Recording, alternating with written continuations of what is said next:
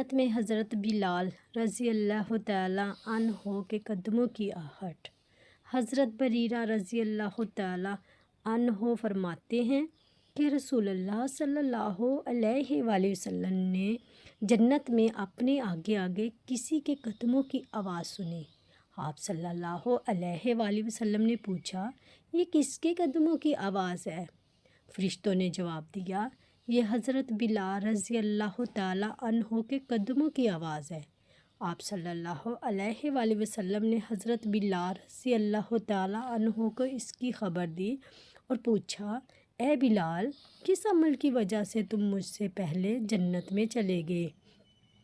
حضرت بلال رضی اللہ تعالیٰ عنہ نے عرض کیا، یا رسول اللہ، جب بھی میرا وضو ٹوٹتا ہے میں اسی وقت وضو کر لیتا ہوں، اور جب بھی میں وضو کرتا ہوں تو اس کے بعد اللہ کی رضا کے لیے 2 رکعت اپنے ذمے سمجھ کر پڑھ لیتا ہوں۔ رسول اللہ صلی اللہ علیہ وآلہ وسلم نے ارشاد فرمایا، جنت میں یہ سبقت اس عمل کی وجہ سے ہے۔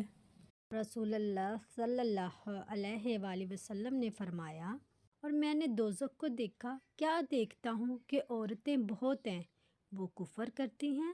لوگوں نے کہا، کیا اللہ کے ساتھ کفر کرتی ہیں؟ آپ صلی اللہ علیہ وآلہ وسلم نے فرمایا، نہیں، خامد کا کفر ناشکری کرتی ہیں اور احسان نہیں مانتی۔ اگر تو ایک عورت سے ساری عمر احسان کرے، پھر وہ ایک ذرا سی کوئی بات تجھ میں دیکھے جس کو پسند نہ کرتی ہو تو کہنے لگتی ہے، میں نے تجھ میں کبھی کوئی خیر نہیں دیکھی۔ پلیز ویڈیو کو لائک اور سبسکرائب ضرور کیجیے گا۔ جزاک اللہ۔